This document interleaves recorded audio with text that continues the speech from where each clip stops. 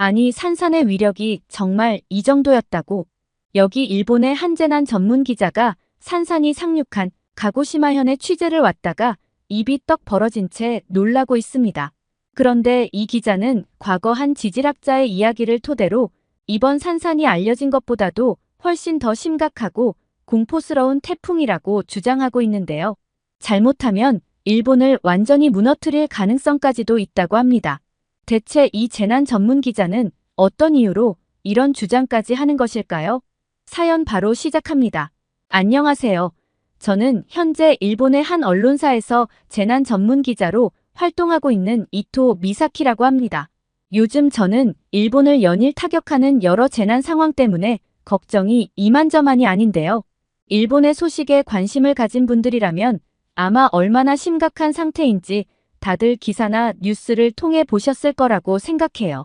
특히 최근 일본에서 발생하고 있는 지진과 태풍 소식에 대해 가장 관심이 많으실 것 같아 심각한 마음으로 글을 한번 써보려고 합니다. 저는 요즘 걱정이 너무나 커서 밤에 정말 잠을 이루지를 못하고 있어요. 또한 겨우겨우 잠이 든다 해도 아침에 출근하면 매일같이 새로운 재난 소식들이 들려오는데 이 같은 상황은 저를 정말 괴롭게 하고 있고요. 사실 기자로 일하다 보면 기사로 나가는 사건 외에도 여러 가지 사건, 사고 소식들을 많이 접할 수 있는데요. 대부분의 언론사에서는 이러한 재해 상황 시 사망이나 중대한 부상을 동반한 사건은 즉각적으로 기사화를 하지만 그 외에 상대적으로 작은 사건들은 우선적으로 모은 후 기사로 낼 사건을 선별하는 작업을 거치는데요. 그러한 탓에 저는 비록 기사화는 되지 않은 일이라도 최근 재해와 관련하여 얼마나 많은 사건, 사고들이 일어났는지도 알 수 있었습니다. 당연히 알려지지 않은 크고 작은 인명피해들도 많았고요. 이러한 일들은 저의 마음을 정말 괴롭게 하는 일들 중 하나였는데요.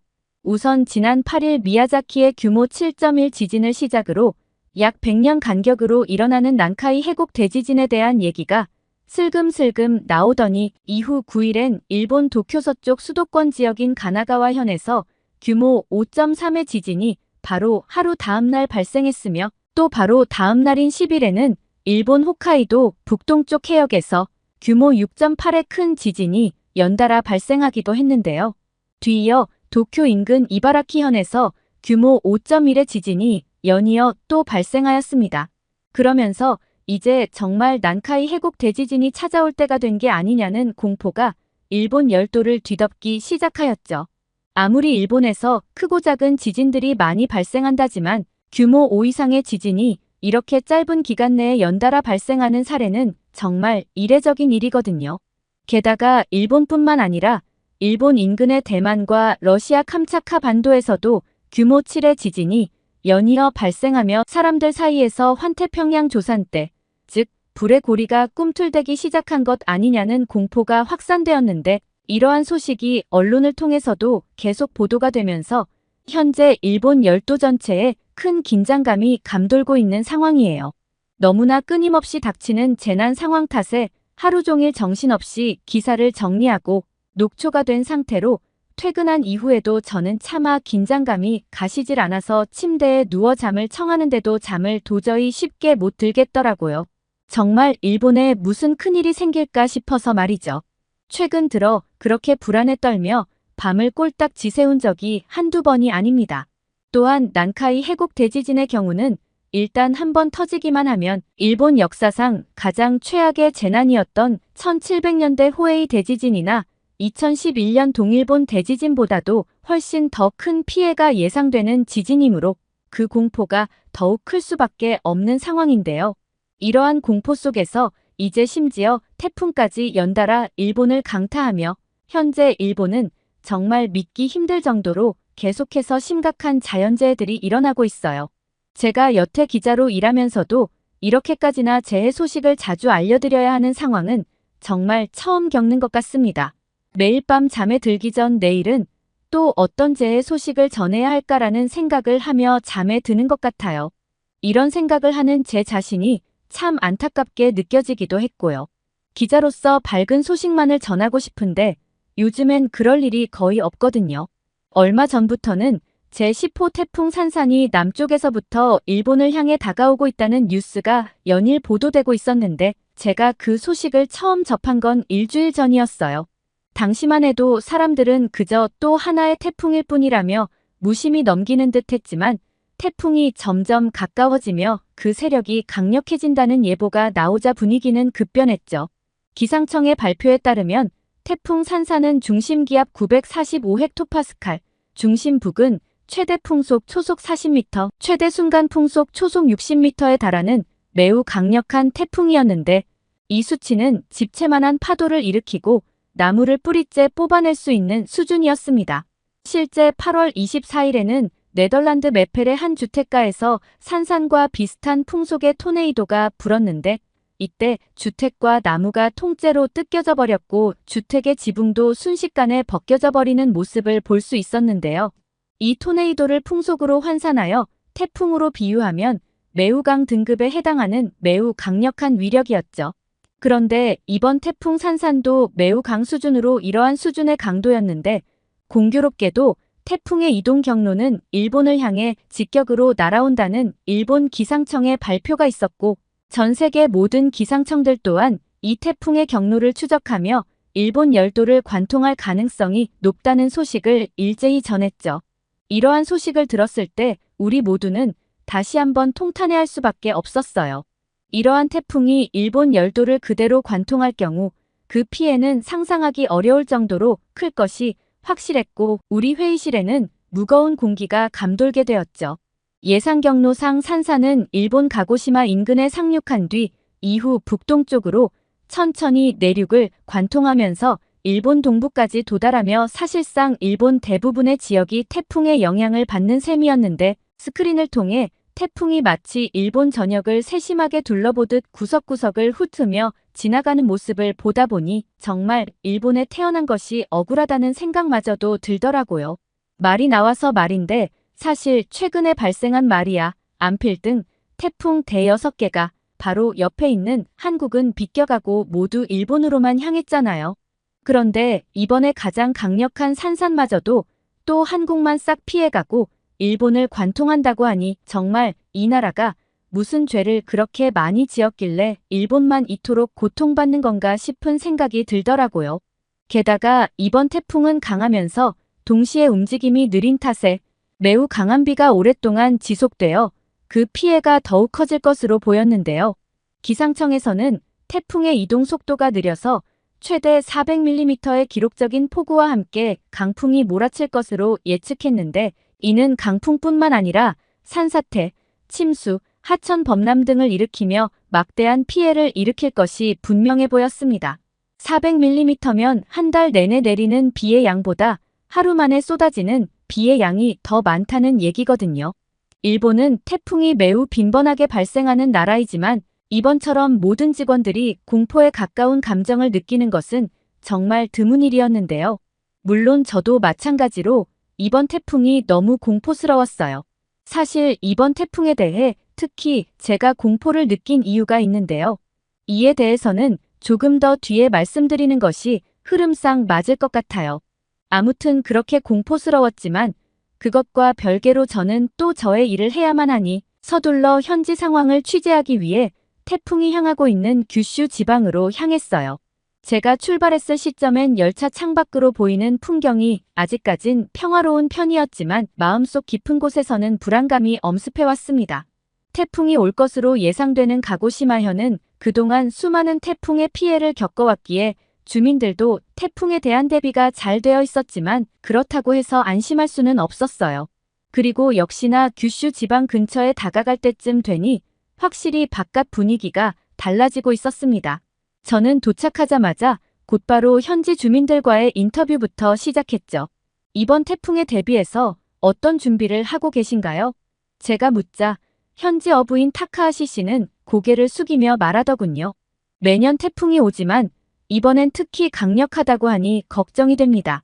배들을 항구에 단단히 묶고 집 주변을 정리했지만 마음 한구석엔 불안이 가득하네요. 바다가 주는 은혜도 크지만 그만큼 무서운 존재이기도 하니까요.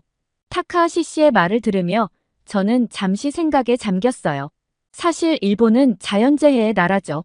저주받은 땅이라고 불려도 무방할 만큼 태풍, 지진, 홍수 등 수많은 재해가 이 땅을 끊임없이 시험해왔고, 저 또한 기자로서 매번 재해 현장을 취재하며 느끼던 두려움과 무력감이 늘 머릿속 한쪽에 자리 잡고 있어요.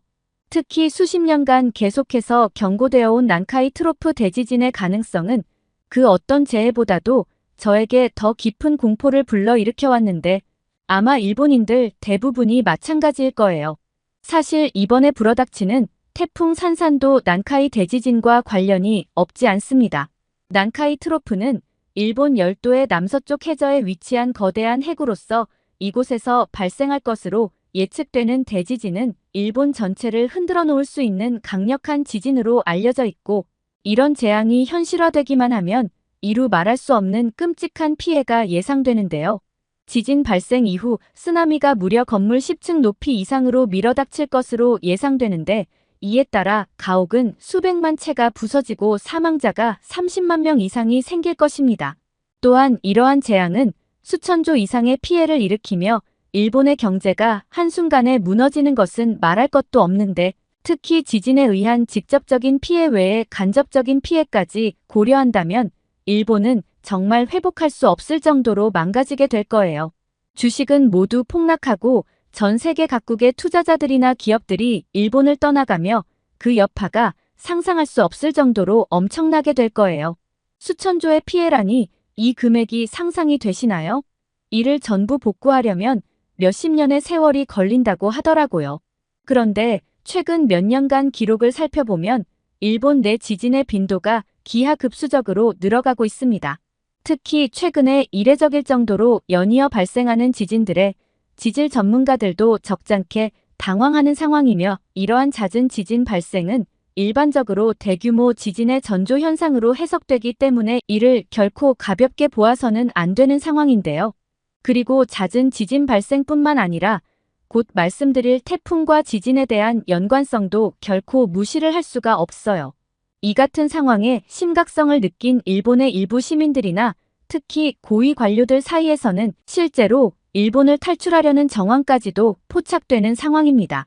솔직히 말씀드리면 최근에는 제 친구들 중에서도 저보고 한국으로 도망가서 살자고 얘기하는 친구들이 많거든요. 물론 농담 반 진담 반이겠지만요. 아무튼 지진이라는 것은 언제든지 일어날 수 있는데, 문제는 언제 일어날지 예측이 전혀 불가능한 재해가 바로 지진이라는 것이고, 정말 말 그대로 내일 일어날 수도 있고 한 달 후에 일어날 수도 있으니 불안감이 더 클 수밖에 없는 것이 바로 이 지진 재해인 것인데요. 확실한 건 일본에 정말 시간이 얼마 남지 않았다는 것입니다. 저는 이러한 생각을 할 때마다 온몸에 소름이 다 돋아요. 학자들은 이 무시무시한 난카이 대지진이 태평양 판과 필리핀의 판이 충돌하면서 축적된 에너지가 한꺼번에 방출될 때 발생할 것이라고만 예측하고 있는데요. 다만 그 발생 주기상 이제 곧 다가올 거라는 이야기만 할 뿐, 언제 발생할 것이라는 예측치를 정확히 내놓지 못하고 있어요. 이 지진이 발생하면 그로 인한 해일과 연쇄 지진이 일본의 서쪽 해안 및 그 인근 지역 모두를 완전히 초토화하게 될 텐데, 이러한 위험성은 언제나 일본인들의 마음속에 깊이 자리 잡고 있습니다. 저는 타카하시 씨를 인터뷰한 뒤 지난번 난카이 트로프 대지진에 대한 다큐멘터리를 취재하면서 만났던 지질학자의 말이 떠올랐습니다. 당시 그는 이렇게 말했어요. 난카이 트로프 대지진은 언제든 일어날 수 있는 재해입니다. 우리는 그저 대비하고 기다릴 수밖에 없죠. 문제는 그 지진이 발생했을 때 일본이 감당할 수 있을 정도의 피해가 아니라 일본 사회 전체가 흔들릴 정도의 끔찍한 재앙으로 이어질 것이라는 겁니다. 그 지질학자의 말은 여전히 언제나 제 머릿속에서 떠나지 않고 있었죠. 그런데 그 순간 지질학자가 했던 다른 한마디가 문득 떠올랐고, 이는 제 머릿속을 하얗게 만들었어요. 그 지질학자는 강력한 태풍이 난카이 해구 바로 위를 지나갈 경우 해저 지형에 영향을 미쳐 태풍이 지진을 촉발할 수 있다는 말을 했는데, 그 말이 갑자기 확 떠오르면서 소름이 돋는 게 아니겠어요? 즉 그의 말은 강력한 태풍이 난카이 해구 위를 지나갈 경우 난카이 대지진 발생 시기를 더 앞당길 수 있다는 얘기였는데 이번 태풍 산산의 경로는 정확히 난카이 해구 바로 위를 지나가는 것으로 나타났거든요. 만약 이처럼 강력한 태풍이 해상에서 강한 바람과 파도를 일으키면 이로 인해 해저에 쌓인 침전물이 이동하여 해저 지형의 변화를 일으키고 해저의 압력 상태까지 변화시킨다고 하였는데요. 이게 얼핏 듣기에는 별것 아닌 것 같아도 1년에 겨우 5cm씩 굉장히 미세하게 움직이는 해저 지형에는 아주 조금의 변화만으로도 엄청나게 큰 차이가 발생할 수 있다고 하더라고요. 특히 난카이 해구같이 해저골짜기나 해구 같은 깊은 해저 지형에서는 침전물의 이동이 지질학적 불안정을 야기할 가능성이 훨씬 더 높다고도 했고요. 또한 강한 태풍은 해수면에 강력한 파동을 일으키게 되고 해저의 압력 상태를 변화시키게 되는데 만약 강한 태풍의 영향으로 해수면의 압력이 해저에 크게 전달되어 이로 인해 해양 지각의 변형이 조금이라도 일어난다면 이는 분명히 대지진을 촉발할 수 있는 가능성이 있다고 하였죠. 갑자기 그가 했던 이러한 말들이 떠오르면서 저는 정말 두렵더라고요. 그러는 와중에 가고시마현의 바람은 점점 거세졌고 비가 하늘에서 쏟아지듯 내렸습니다. 비는 더욱 거세져 야자수가 쓰러질 정도의 강풍과 함께 세찬 폭우가 내리기 시작했고 상점들은 전부 문을 닫고 거리에 사람들이 돌아다니지도 않았죠. 아니 돌아다닐 수가 없다는 표현이 더 맞을 것 같네요. 저 또한 안전한 숙소로 서둘러 대피할 수밖에 없었습니다. 매우 강상태로 접근한 태풍 산사는 가고시마현에 도달한 뒤 중심 부근에서 최대 순간 풍속 초속 70m까지 치솟은 상태로 매우 세찬 바람을 일으키고 있었는데요. 여러분들은 초속 70m가 어느 정도인지 상상이 되시나요? 1초에 70m라니 정말 말도 안 되는 강력한 바람이 가고시마현을 강타하고 있었죠. 이 정도 속도의 바람이라면 누구든지 순식간에 날아갈 수 있는 무시무시한 속도이니 거리에 사람이 돌아다니는 건 상상할 수가 없었어요. 참고로 초속 40m 이상이면 주행 중인 트럭이 넘어지고 제대로 고정되지 않은 건축물의 지붕 덮개가 벗겨질 수 있을 정도입니다. 그런데 거의 그 2배의 속도로 지금 태풍이 불어닥치는 중이었던 거예요.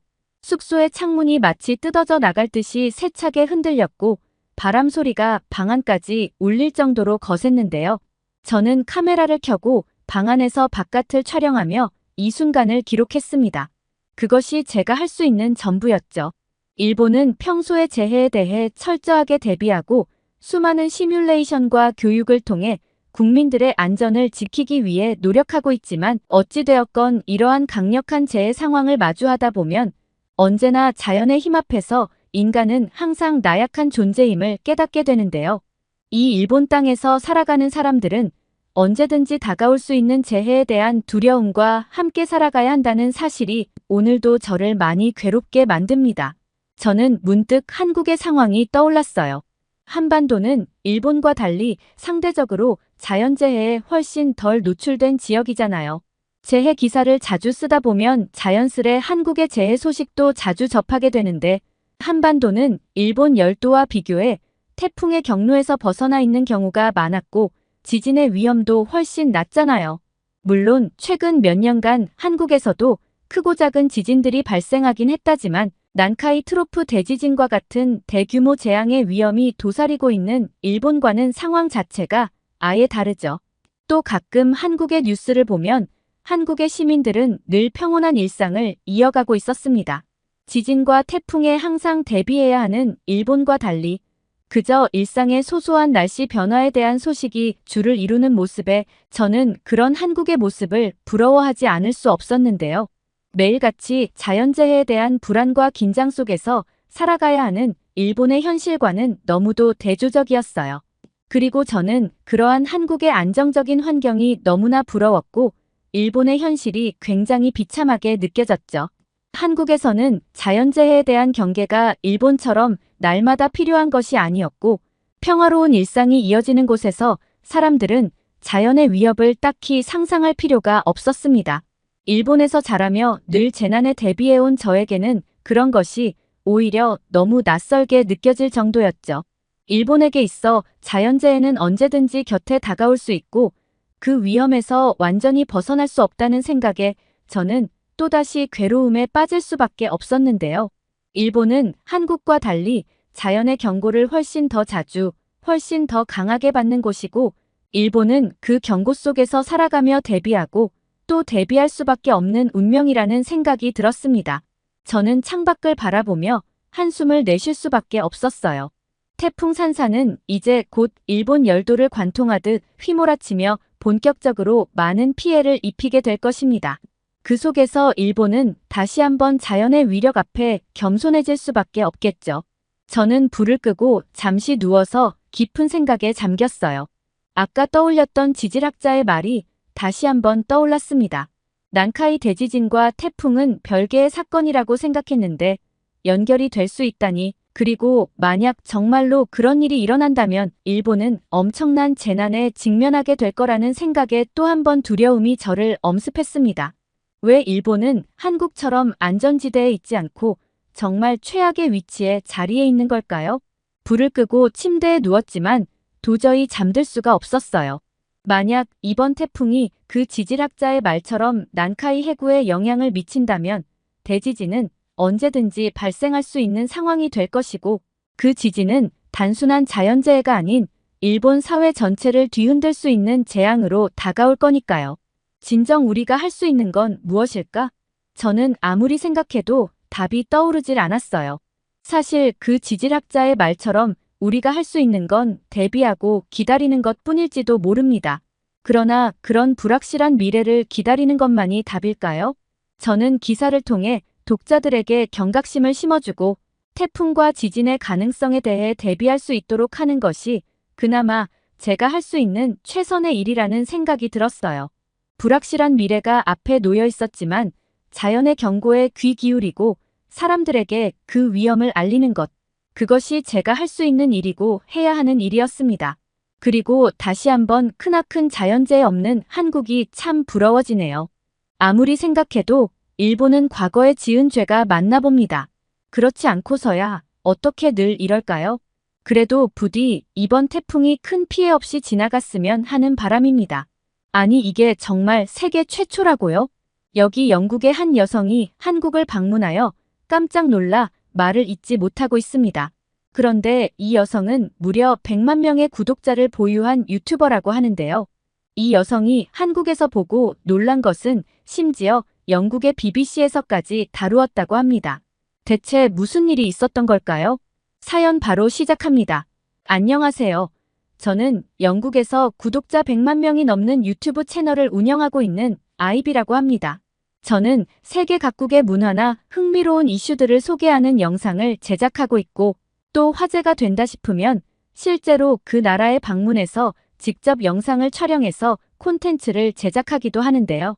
여러 나라들을 소개하지만 특히 최근에는 한국과 관련된 콘텐츠가 영국에서 되게 조회수가 많이 터지기도 했고, 또 한국에 방문하며 겪은 놀라운 경험들을 한국인 여러분들께도 알려드리고 싶어 이렇게 사연을 올려보게 되었는데요. 사실 저는 몇 년 사이에 한국이라는 나라에 엄청난 관심이 생겼어요. 그 이유를 설명하기 위해 우선 유튜버라는 직업에 대해서 먼저 설명을 좀 드려야 할 것 같은데요. 유튜브를 운영해보신 분들은 아시겠지만 이 유튜브 작업이라는 것도 사실 엄청 고된 일이거든요. 주제 선정하려고 하루 종일 아이디어를 생각해내야 하고, 그런 다음 또 어떻게 해야 시청자들에게 재미를 줄 수 있을지 고민하면서 공들여 대본을 작성해야 하고, 그 다음은 또 영상을 재밌게 편집해야 하고, 마지막으로는 이목을 끌 수 있는 썸네일 제작까지 정말 해야 할 것들이 많거든요. 특히 이 썸네일은 참 어려운 게, 영상에 아무리 노력과 시간을 들여도 썸네일이 시청자들에게 관심을 못 받게 되면 시청자들이 클릭을 안 해주기 때문에 몇 날 며칠을 쏟아부은 영상의 조회수가 완전히 망하게 되는데, 이럴 때면 참 회의감이 들기도 해요. 그래서 한시라도 최신 트렌드를 놓쳐선 안 되고, 또 긴장을 풀고 있으면 절대 안 된답니다. 정신을 살짝이라도 놓고 있으면 아무래도 퀄리티가 떨어지게 될 수밖에 없거든요. 조금이라도 퀄리티가 떨어져 보이면 시청자들에게 외면받게 되고 경쟁자들에게 밀려 선택을 받지 못하게 되니 어찌 보면 참 어렵고 냉혹한 세계가 이 유튜브의 세계랍니다. 아무튼 이렇다 보니 사실 겉으로는 화려해 보일지라도 실제로는 거의 하루 종일 페인처럼 유튜브 고민만 하고 인간관계도 거의 포기한 생활을 해야 하는 게 또 이 유튜버라는 직업인데요. 물론 인기 연예인이나 아주 유명한 사람들은 얼굴 자체를 드러내는 것만으로도 바로 이목을 끌 수 있겠지만 저 같은 일반인들이 채널을 크게 키우기 위해서는 엄청난 노력과 고민이 동반되어야 한답니다.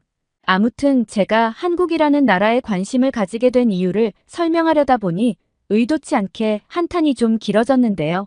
하여간 저는 이 쉽지 않던 유튜브 활동을 이어오면서 얼마 전부터 놀라운 현상 하나를 발견했어요. 유튜버로 활동하려다 보면 최신 흐름이나 유행에 굉장히 관심을 기울이고 있어야 하고 한시도 빠짐없이 신경을 바짝 쓰고 있어야 하는데 여러분들도 아시다시피 언제부턴가 갑자기 한류 열풍이 굉장히 거세잖아요. 그래서 그런지 한국 관련 영상만 올렸다 하면 조회수가 다른 영상들에 비해 확실히 잘 나오기도 하고 또 한국에 관한 영상을 더 올려달라면서 힘내라고 슈퍼챗을 쏴주시는 분들도 훨씬 많고 그렇더라고요. 정말 신기했어요. 다른 영상들은 엄청 고민을 하면서 콘텐츠 제작을 해야 그나마 성과가 잘 나오는데 한국 관련 영상은 그냥 한국이라는 주제 자체로 일단 먹히고 들어가는 그런 느낌이랄까요? 물론 한국 영상도 대충 만들진 않고 열심히 만들긴 하지만 확실히 주제빨이라는 게 있다는 느낌을 많이 받곤 했죠. 저만 해도 원래 구독자가 그렇게까지 많지 않았는데 한국 덕을 톡톡히 봐서 구독자가 엄청 는 거거든요. 아마 그때가 정확히 오징어 게임이 넷플릭스에 공개되었을 때부터였을 거예요.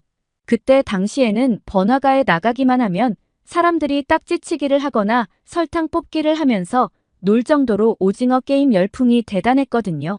그리고 오징어 게임과 같은 K-드라마뿐만 아니라 K-팝이나 K-뷰티, 그리고 K-푸드와 같은 한국 문화들도 점점 더 확산되기 시작하면서 한류 열풍이 유럽 전역을 뒤덮기 시작했죠. 그때부터 저는 느꼈어요. 이 유행에 무조건 올라타야겠구나라고요. 그래서 그맘때부터 한국 관련된 영상을 만들면서 한국의 음식이나 한국의 가수, 한국의 드라마 등 한국 문화들을 소개하기 시작했고 그랬더니 생각보다 훨씬 더 많은 분들이 제 영상에 관심을 가져주셔서 덕분에 비교적 빠른 시간 안에 구독자가 몰리면서 저도 어느덧 100만 유튜버로서 자리를 잡을 수 있었죠. 과거에 정말 힘들었던 시기를 떠올리면 한국의 문화 열풍이 저를 살려준 셈이나 다름없었고 그래서 항상 한국에 대해서는 좋은 감정과 고마운 마음이 크답니다. 아무튼 이렇게 한국의 힘으로 유튜버로서 성장도 하고 활동도 열심히 해왔는데 그렇게 끊임없이 달려오다 보니 저에게도 번아웃이라는 게 오더군요. 구독자도 늘고 많은 사랑을 받다 보니 신이 나는 것과는 별개로 날이 갈수록 체력적으로 힘이 드는 게 느껴졌고 제 몸에서는 저에게 잠깐 쉬어달라는 신호를 보내는 것만 같았죠. 저는 잠깐의 휴식이 좀 필요하다고 느꼈어요. 그래서 결국 그날 제 유튜브를 도와주는 친구 루시에게 저녁을 먹으며 이야기를 꺼내게 되었답니다. 며칠 리프레시를 하러 여행을 떠나는 게 어떠냐고요. 사실 이런 생각은 이날 처음 한 것은 아닙니다. 루시에게 말을 꺼낸 적은 없지만 얼마 전부터 유튜브 활동에 지쳐 잠깐의 휴식기를 가지면서 여행을 좀 가볼까 하는 생각을 혼자서 늘 하고 있긴 했어요. 루시 또한 오랜 기간 저를 도우면서 지쳐 보이기도 했었고요. 그리고 제가 여행지로 점 찍어둔 곳은 바로 한국이었죠. 루시와 함께 언젠가 한국에 가려고 늘 생각하고 있었거든요. 왜냐면 그간 한국에 대한 컨텐츠로 덕을 많이 봤는데 아직 실제로 한국에 가본 적이 한 번도 없었거든요. 게다가 루시는 한국어도 가능한 친구였어요. 얘는 저보다도 먼저 한류 열풍에 푹 빠져 있었던 애였거든요. 그래서 이번 휴식기에 겸사겸사 한국에 가서 콘텐츠로 쓸만한 한국의 모습도 찍고 휴식도 취하고 하면 정말 괜찮을 것 같다는 생각을 했었던 거죠. 물론 콘텐츠 같은 경우 당연히 일하러 가는 느낌보다는 부담 없이 한국을 둘러본다는 느낌으로 말이죠. 그렇게 저는 이러한 저의 생각을 이날 저녁 루시에게 말해봤는데 예상대로 루시는 흔쾌히 동의해 주었습니다. 긴 기간 작업으로 지쳐있기도 했겠지만 아무래도 한국이란 나라를 좋아하는 루시였다 보니 한국으로의 여행을 무척이나 반기는 모습이었죠. 그렇게 우리는 고민도 않고 바로 한국행 비행기 표를 끊었답니다. 여행날은 금세 다가왔고 루시와 저는 설레는 마음으로 짐을 싸느라 잠도 제대로 못 자고 한국행 비행기에 올랐어요. 그리고 피곤했는지 비행기에서 바로 골아 떨어졌죠. 그렇게 저희가 한국에 도착했을 때 인천공항이 생각했던 것보다 규모가 훨씬 큰 것 같아서 깜짝 놀랄 수밖에 없었습니다. 그리고 입국 심사대로 향하는데 앞에 보이는 줄이 정말 끝도 없이 길게만 보이더라고요. 이대로면 한참 기다려야 할 것 같았는데 한국에서의 일정이 그리 길지 않아 한시가 소중했던 저희한테는 한숨만 나오는 상황이었답니다. 그런데 신기하게도 직원분들이 정말 기계처럼 정확하고 빠르게 심사를 진행해 주신 덕분에 언제 그랬냐는 듯 줄이 빠르게 줄어들더니 어느새 우리 차례가 되어 순식간에 입국 심사를 마칠 수 있었답니다. 그렇게 공항에서 서울로 가려 하는데 순간적으로 택시를 탈 건지 지하철을 탈 건지 고민이 되더라고요. 루시와 의논 끝에 저희는 지하철을 타기로 했어요. 사실 영국에서 장거리 비행을 해서 피곤하다 보니 그냥 택시를 타고 편하게 호텔까지 갈까 싶기도 했는데 지하철이 뭔가 시청자들에게 보여줄 영상을 찍기에 좋은 소재처럼 느껴지더라고요. 그렇게 공항에서 연결되어 있는 지하철을 타러 가는데 역에 도착하자마자 깜짝 놀랄 수밖에 없었어요. 영국 지하철역에 비해 지하철역 내부가 너무나도 밝고 깨끗하더라고요. 영국의 지하철은 만들어진 지 오래된 역들이 많아서 한국 지하철처럼 이렇게 깔끔하다기보다는 어둡고 우중충해 늘 불쾌한 기분이 들곤 했거든요. 저는 바로 라이브 방송을 켰습니다. 예상하셨다시피 시청자들이 한국의 지하철 모습에 엄청나게 놀라워했어요. 얼마나 깨끗하면 지하철 바닥에 무슨 광이 다 난다며 영국의 우중충한 지하철과는 비교가 되지 않는다고 한국 지하철에 대해 극찬을 하더군요. 그리고 지하철을 타기 위해 플랫폼으로 내려왔는데 더 놀라운 점이 있었습니다. 지하철 승강장이 바닥에서 천장까지 끝까지 유리문으로 다 막혀있지 뭐예요. 사실 영국의 지하철에는 스크린도어가 한국처럼 이렇게 잘 설치된 곳을 찾아보기가 힘들거든요. 물론 있는 곳이 있기는 해요. 하지만 런던의 일부 지하철역에서만 있을 뿐이라 한국처럼 이러한 스크린도어가 생소해 보일 수밖에 없었죠. 시청자들이 채팅으로 놀랍다면서 동시에 의문을 표하기도 하더군요.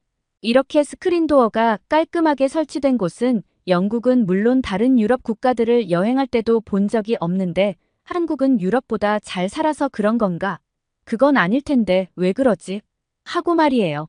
사실 런던 지하철은 추락시 열차와 충돌하는 사고도 사고지만 3궤조 노선으로 인해 감전사하는 사고 빈도가 훨씬 많아 스크린도어의 필요성이 오히려 한국보다 더욱 대두되는 편인데요.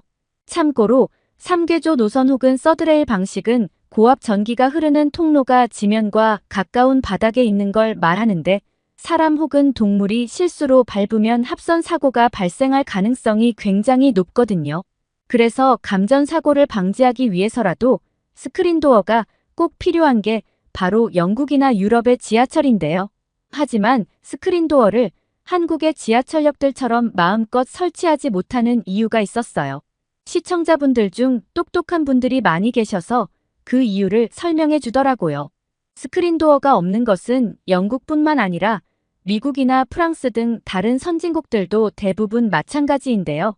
사실 스크린도어 설치에 가장 중요한 건 돈도 돈이지만 무엇보다 지하철 건축 시기가 가장 중요하다고 하더군요. 무슨 말이냐면 스크린도어를 설치하는 것이 단순히 도어만 설치하는 것이 아니라 천장 자체를 뜯어내서 아예 다시 건축하는 방식이거든요. 즉 자칫 잘못했다간 지하철역 자체가 폭삭 주저앉을 수 있는 큰 공사가 바로 이 스크린도어 설치 공사라고 하더라고요. 대부분 다른 선진국들은 한국과 다르게 지하철의 역사가 매우 길어요. 한국은 지하철역이 길어봐야 30-40년 전에 지어진 역들이 대부분이고 최근에 지어진 역들은 훨씬 더 지어진 지 얼마 안 된 역들이지만 미국이나 유럽, 특히 영국의 경우는 세계 최초로 1800년대 중반에 지하철을 개통했을 만큼 지하철역이 지어진 지가 엄청나게 오래되었거든요. 미국도 지어진 지 100년을 훌쩍 넘은 지하철역이 많고요. 아무튼 이런 상황이다 보니 자칫 건설을 시도했다간 폭삭 무너질 수도 있고 설치하고 싶어도 설치하기가 굉장히 어려운 상황이라고 해요. 때문에 비교적 최근에 지어진 노선 중 인적이 많은 역들에 한해 스크린도어를 일부 설치하거나 여의치 않을 경우에는 스크린도어 대신 그냥 안전요원들을 배치하여 안전사고를 예방하려 할 뿐이죠.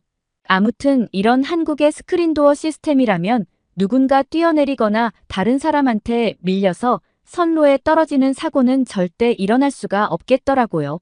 라이브 방송을 보던 시청자분들도 간혹 가다가 영국에서도 스크린도어가 설치된 역을 본 적은 있지만 이런 식으로 깔끔하게 잘 설치된 스크린도어는 처음 본다며 다들 깜짝 놀라더라고요.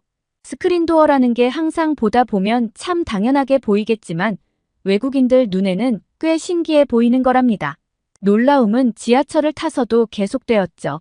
한국 지하철 내부는 영국의 지하철에 비하여 무척이나 쾌적하고 깨끗한 분위기였고 영국처럼 꾀죄죄한 사람이 보이긴커녕 승객들 모두 멀끔하고 깔끔한 차림으로 지하철을 이용하고 있더군요. 그리고 바깥에 날이 꽤 더웠는데 지하철 안은 에어컨 바람으로 마치 시원한 은행 안에서 편안하게 이동하는 듯한 느낌마저 들었어요. 정말 놀라웠습니다. 시청자들에게도 느끼게 해주고 싶었는데 화면만 보는 시청자들은 이 시원한 에어컨을 직접 느낄 수가 없으니 답답한 마음마저 들었죠. 아무튼 시청자들과 소통을 하면서 지하철을 타니 생각보다 저희는 금방 숙소에 도착할 수 있었어요. 숙소는 동대문 근처에 있는 한 호텔로 잡았답니다. 그리고 우리는 짐을 풀고 우선 홍대로 갔어요. 홍대는 젊음의 열기와 다채로운 문화가 넘쳐나는 곳으로 알고 있었고 우리는 이곳에서 오늘 하루만큼은 그간의 모든 스트레스를 잊고 특별한 밤을 보내기로 했죠. 저는 홍대 거리에 들어서자마자 화려한 네온 사인과 거리의 예술가들, 그리고 가득 찬 인파에 깜짝 놀랐어요. 길거리 공연자들이 음악을 연주하고 춤을 추는 모습은 마치 축제의 한 장면 같았답니다. 루시와 저는 여기 분위기 정말 대단하다며 감탄을 쏟아낼 수밖에 없었죠. 그렇게 놀라움과 함께 거리를 구경하다가 저희는 출출해져서 우선 허기를 좀 달래기로 했어요.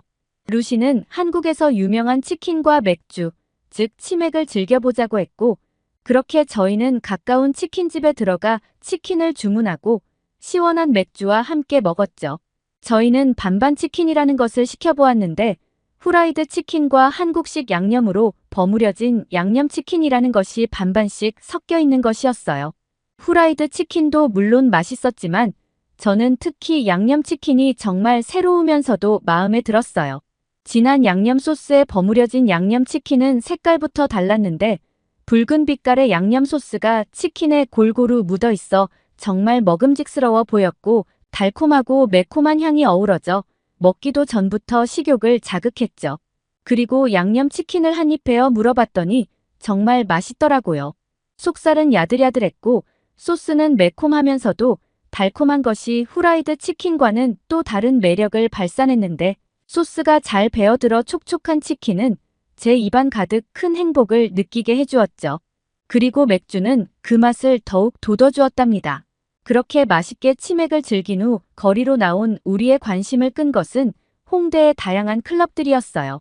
결국 우리는 호기심이 생겨 발길을 멈추고 한 클럽을 방문하게 되었죠. 클럽 안은 이미 많은 사람들로 붐비고 있었고 DJ가 틀어주는 음악에 맞춰 모두가 춤을 추고 있었어요. 루시와 저는 이런 에너지는 처음 느껴본다며 한국에 방문하는 정말 놀랍다고 외쳤죠. 음악에 몸을 맡기고 춤을 추다 보니 우리는 정말 시간 가는 줄도 몰랐답니다. 그러다 시간이 많이 늦어 어느덧 새벽 3시가 훌쩍 넘었더라고요. 비행기에서 잠을 하도 많이 자서 괜찮을 줄 알았는데 아무래도 도착 첫날이다 보니 아무리 젊은 혈기라도 피곤한 건 어쩔 수 없더군요.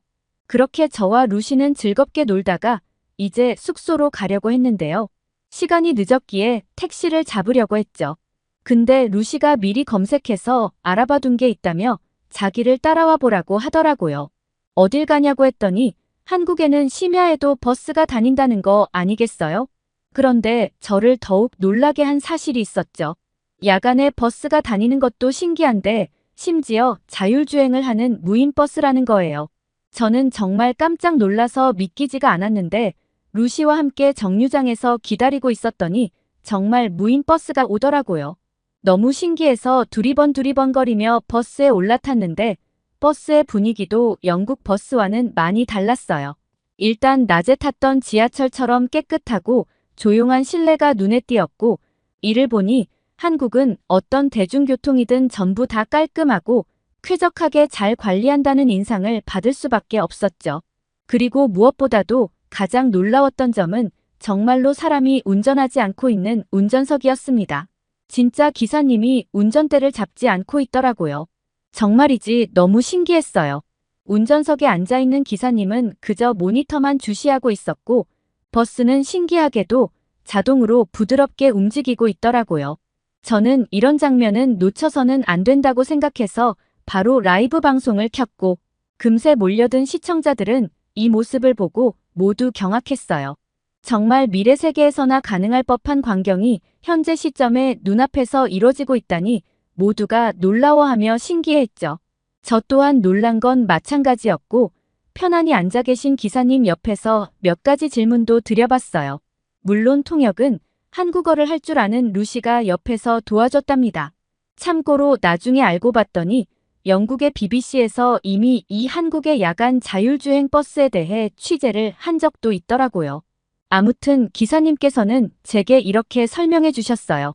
영화 속에서나 가능했던 기술이 이렇게 현실화되고 있다는 것이 사실 자신도 아직 쉽게 믿겨지지 않는다고요. 그러면서 아직까지는 자율주행 기술이 완벽하지는 않기 때문에 돌발 상황에 대비해 자신이 이렇게 따로 앉아 있는 것인데 이것도 철저한 검증을 거치고 안전성이 보장되면 곧 기사 없이도 운행이 가능해질 것이라고 하시더군요. 2024년까지 안정기를 거치고 이후에 서울시 외곽까지 구간을 확대하고 나중에는 지방까지 더 많이 확대해서 운행할 계획이라고 하시더라고요. 또한 이것은 단지 시작일 뿐이지만 관련 업계 종사자들은 자율주행이 서울의 교통 문제 해결의 완벽한 해결책이라 생각한다고 하셨어요. 특히 밤에는 버스를 운전하고 싶어하는 사람들이 적기 때문에 이러한 자율주행 버스들이 그 빈자리를 메울 수가 있을 것이고 야간 버스 운전기사의 피로나 졸음 등의 부담을 크게 덜어줄 수 있을 것이라고 말씀하셨죠. 저희는 자동으로 도로를 달리는 버스 안에서 기사님의 설명을 흥미롭게 들었어요. 그리고 직접 타보니 버스의 승차감은 일반 버스만큼 참 편안했습니다. 또 늦은 밤에 버스를 탄 승객들은 이러한 자율주행 버스에 대해 불안해하는 느낌 없이 안락하게 버스 안에서 스마트폰을 하거나 창문에 기대어 잠깐 동안 자는 모습을 보여주었죠. 자칫 위험할 수도 있을 거란 생각에 꺼려질 법도 한데 아무래도 한국에서는 이렇게 새롭게 도입하여 운행하는 시스템에 대한 시민들의 믿음이 굉장히 강한 모습으로 느껴졌습니다. 그러한 믿음에 부응하듯 버스는 도로 위의 다른 차량들과 보행자들을 완벽하게 인식하여 반응하는 모습을 보여주었고 이를 지켜보던 제 구독자들 전부가 깜짝 놀랐음은 물론이고 저와 루시 또한 입이 떡 벌어진 채 이러한 신기한 모습을 지켜볼 수밖에 없었어요. 그리고 버스가 움직이는 동안 우리는 서울의 야경을 감상할 수도 있었는데요.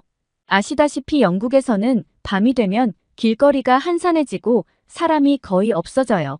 특히 이렇게 심야 버스가 운행하는 시간대에는 더더욱 말이죠. 그런데 그에 비해 시간이 이렇게 많이 늦었음에도 불구하고 너무도 밝고 활기찬 한국의 밤거리와 길거리 시민들의 모습은 한국의 좋은 치안을 상징하는 듯했고 이 정도로 밤에도 사람들이 많이 돌아다니니 당연히 야간 버스에 대한 수요도 많을 수밖에 없겠구나 싶으면서 그게 이러한 자율주행 버스의 도입까지도 나아가게 한 것 같다는 생각이 들더라고요. 사실 영국은 심야에 버스가 다닐 필요가 크게 없긴 하죠. 애초에 사람이 밤에 안 다니니 버스에 대한 수요도 거의 없을 테니까요. 기사님 말씀으로는 이미 기술 발전에 큰 비용을 지출했지만 아직 완벽해지기까지는 여전히 먼 길이 남아있다고 했습니다. 거리에는 강아지, 어린이, 날씨 등의 여러 가지 변수들이 있으며 기술은 아직 이 모든 것을 완벽하게 해결하지는 못했다고 하더군요. 기사님께선 이러한 무인버스가 도시를 더 효율적으로 만들 수 있는 훌륭한 인프라인 것은 확실하지만 앞으로도 갈 길이 많이 남아있다고 하셨죠. 하지만 인류는 늘 그랬듯 이 모든 난관들을 극복하면서 언젠가는 또 완벽에 가까운 시스템을 갖추게 될 것이고 한국이라는 나라가 그 선두에 서서 이렇게 첫 출발을 끊어 모범적으로 자율주행의 길을 열어나가고 있다는 생각이 들었답니다. 저와 루시는 그렇게 놀랍고도 신기했던 경험을 마치고 숙소로 돌아왔는데요. 저는 숙소에 와서도 자율주행 버스에 대한 여운이 많이 남았는지 잠이 오질 않아서 바로 자지 않고 인터넷으로 이것저것 관련 내용을 더 찾아보게 되었는데요. 그 과정에서 한국이 추진하고 있는 놀라운 사업을 또 하나 발견하게 되었어요. 서울시에서는 2024년 하반기부터 2025년까지 드론 택시도 시범 운행할 예정이라고 하더라고요. 또한 이를 택시로서의 용도뿐만 아니라 다양한 관광 상품으로도 개발할 예정이라고 하고요. 앞서 서울시는 여의도 한강공원에서 이미 드론 택시 비행 실증에 나선 바 있는데 쌀가마니 여러 개를 실은 드론 택시가 여의도 한강공원에서 마포대교 일대를 문제없이 비행했고 안전 문제로 사람 대신 쌀가마니가 탑승했지만 아무튼 이는 성공적으로 드론 택시 운행에 첫 발을 뗀 셈이라 볼 수 있었죠. 그리고 내년부터는 유인 조종사가 실제로 운행할 예정이라고 했고요. 여의도에서 인천공항까지 1시간 정도 소요되던 출퇴근길은 무려 20분 만에 갈 수 있다고 하고 김포공항에서 잠실까지는 단 12분이면 도착한다고 하는데요. 그러면 이용하는 비용이 엄청 비싸지 않나라고 생각할 수 있잖아요. 물론 처음에는 조종사가 필요하기 때문에 11만 원 정도로 조금 비싸지만 자율주행이 완전히 적용되는 시점이 되면 몇만 원 수준으로 장거리도 이용할 수 있다고 하더라고요. 거리를 대충 계산해보니 한국의 대도시인 서울에서 부산까지는 하늘을 이용해 1시간이면 갈 수 있는 시대도 곧 오지 않을까 싶더군요. 어릴 적에 누구나 상상해본 하늘을 나는 택시를 진짜로 볼 수도 있을 것 같다는 생각이 들면서 나중에 이 드론 택시가 상용화되면 바로 또 한국부터 와봐야겠다는 생각이 들었답니다. 자율주행 운전만 해도 상상 속 이야기로만 여겨졌지만 이제 곧 드론 택시가 하늘을 활보하는 세상이 온다니 한국 분들께서 자주 쓰시는 표현으로 정말 격세지감이라는 말이 딱 어울리는 것 같아요. 공상과학 영화에서나 봤던 하늘을 나는 자동차가 현실이 되는 일이 이제 정말 머지않았다니 여러분들께서도 정말 신기하지 않으신가요? 저는 무척 설레고 기다려지는군요. 아무튼 숙소에 돌아와 찾아본 이러한 자료들에 저는 또 한 번 무척 놀랄 수밖에 없었는데요. 저와 루시는 이날 야간 자율주행 버스를 경험하며 나름대로 콘텐츠도 제작하고 그 다음 날부터는 본격적으로 본래 계획이었던 한국 여행도 재밌게 즐기게 되었어요.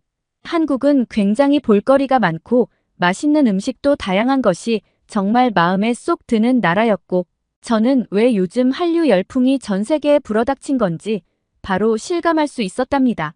저희는 며칠간 한국을 둘러보며 훌륭한 시민의식과 여러 편리한 인프라, 그리고 쾌적하고 안전한 교통 시스템 등을 제대로 경험할 수 있었고 영국도 새로운 기술이나 인프라에 대한 연구와 투자를 활발히 해서 이렇게 한국처럼 잘 갖춰진 선진 시스템을 앞으로 국민들에게 제공해주면 좋겠다는 생각이 굉장히 많이 들었어요. 그리고 정말 한국에 와보길 잘했다는 생각이 들었고 앞으로도 시청자들에게 한국의 다방면을 소개하면서 유튜브 활동을 이어나갈 생각이에요. 그렇게 한국 곳곳을 돌아다니며 정신없이 여행도 하고 라이브 방송을 진행하다 보니 어느덧 영국으로 돌아갈 시간이 다가왔어요. 정작 영국으로 돌아오니 이전에는 당연하게 여겨졌던 것들이 정말 불편하게 느껴지더라고요. 예를 들면 지하철을 타거나 밤에 바깥에 나갈 일이 있을 때 말이에요. 한국을 직접 겪고 나니 한국에 사는 분들이 참 부러워지는 건 어쩔 수가 없나 봅니다. 다음에 곧 또 한국을 방문해야겠어요. 그때까지 여러분들 모두 건강하시길 바랄게요. 저도 그동안 열심히 유튜브 활동하면서 지내고 있을게요. 곧 찾아뵈면 그때 또 사연 올리겠습니다. 오늘 제 이야기 들어주셔서 감사드립니다. 한국 관련 콘텐츠로 시청자들의 큰 관심을 얻고 많은 구독자를 확보했다는 영국 유튜버 IBC 사연 들어보았는데요. IBC는 휴가차 한국에 왔다가 특히 한국의 야간 자율주행 버스에 대해 많이 놀란 것 같고 추후 상용화될 드론 택시에 대해서도 관심이 많은 모습인데요. 여러분들도 관심을 많이 가지고 계신가요? 유튜브에서 한국 소개에 힘입은 IBC의 성공, 그리고 한국의 세계를 선도하는 놀라운 기술 발전에 대해 많은 외국인들의 칭찬이 자자한 모습을 보니 저도 기분이 뿌듯해지는데요.